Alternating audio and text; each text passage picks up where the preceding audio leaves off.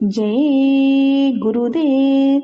मानव जीवन की सच्चाई संतों और फकीरों ने समझाया और आज भी समझा रही है। हम देखते हैं कि आज बच्चा जन्म लेता है, बढ़ता है और एक दिन हमारे मुकाबले में खड़ा हो जाता है तो पलटू साहब कहते हैं कि बचपन चला गया, जवानी चली गई, बुढ़ापा आ गया, फिर भी हमारी मोह ममता नहीं गई। हमने कभी ये जानने की इच्छा ही नहीं की कि मानव जीवन हमें क्यों मिला, ये सबसे उत्तम क्यों माना गया। कहने को तो हम रोज रामायण पढ़ते हैं, संतों महात्माओं की वाणियों का पाठ करते हैं, उसमें उन्होंने सब कुछ लिखा है कि इस शरीर को पाने का यह अर्थ नहीं कि इसे दुनिया के भोग विलास में खत्म कर दिए जाए। अगर थोड़ी बहुत बुद्धि में विवेक रहा तो सत्य निष्ठा से ईश्वर की आराधना करके त्यागियों तपस्वियों की तरह जीवन बिताया तो उसका फल मिला कि स्वर्ग में चले गए। वैसे हमारा तकिया कलाम है कि किसी ने भी शरीर छोड़ा तो हम कह देते हैं कि स्वर्गवास हो गया। स्वामी जी महाराज ने कहा था कि तुमने देखा जाकर कि स्वर्गवास हुआ या नरकवास हुआ। स्वर्ग भी इतनी आसानी से नहीं मिलता और मिल भी गया तो थोड़े दिन के लिए, क्योंकि वहाँ की भी आयु है जिसे पूरी करने के बाद फिर जीव इस धरती पर जन्म लेता है। वो धनवान विद्वान बन जाता है, राजा महाराजा बन जाता है, फिर जैसा कर्म करता है उसी के अनुसार फल भोगने के लिए नरकों और 84 में चला जाता है। स्वामी जी महाराज ने सत्संग के दौरान इसी बात को समझाते हुए कहा कि एक बार एक चिंटा चला जा रहा था तो कृष्ण ने अर्जुन से कहा कि देखो अर्जुन, यह चिंटा ब्रह्मा पद तक पहुंच गया था और आज चिंटा बनकर घूम रहा है।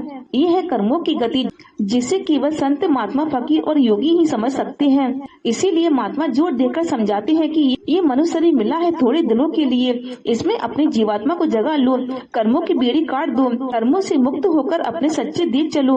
वो केवल कहते नहीं है, क्योंकि कर्मों की बेड़ी हवा में नहीं कटती और न ही केवल बातों के कर्म से मुक्त हुआ जा सकता है। उसके लिए साधना है, आधार है जिसको महात्मा देते हैं।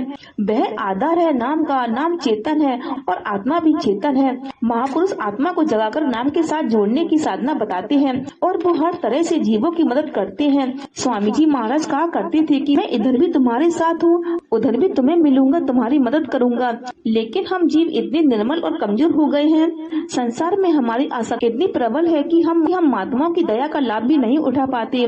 उनके पास जाकर भी इसी दुनिया के लिए झोली फैलाते हैं, सारा जीवन इसी में निकल जाता है और जब बुढ़ापा घेर लेता है तो पछतावा ही रह जाता है। आजादी से पहले भी अच्छाइयाँ बुराइयाँ दोनों थी, फिर भी सब में कुछ आस्था थी, ईश्वरीय भक्ति पर विश्वास था और सभी लोग दिन की शुरुआत काम धंधे की शुरुआत पूजा पाठ प्रार्थना से करते थे।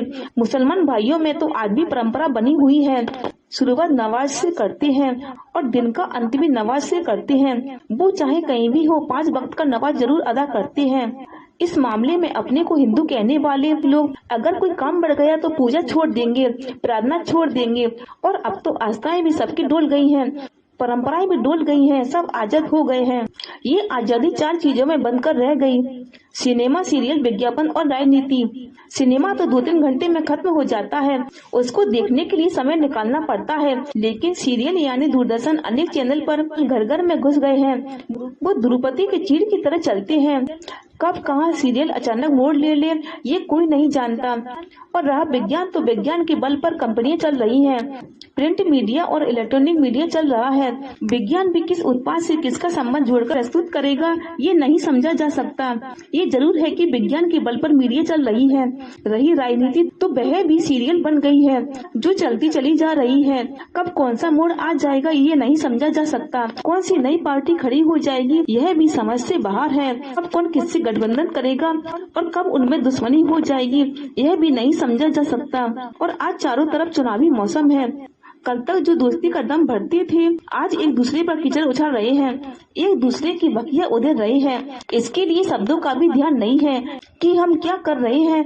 औरतों और उम्र का भी 80 दशक पार हो गया, 70 दशक पार हो गया, लेकिन कुर्सी की लिप्सा नहीं गई, उसी के लिए सारी ताकत लगा रखी है। और सबसे बड़ी बात कि देश गरीब है और उसके प्रतिनिधि करोड़पति हैं, अरबपति हैं, लखपति हैं, फिर भी ये कहना है कि कार और मकान नहीं है, पर कारों का काफिला तो है ना।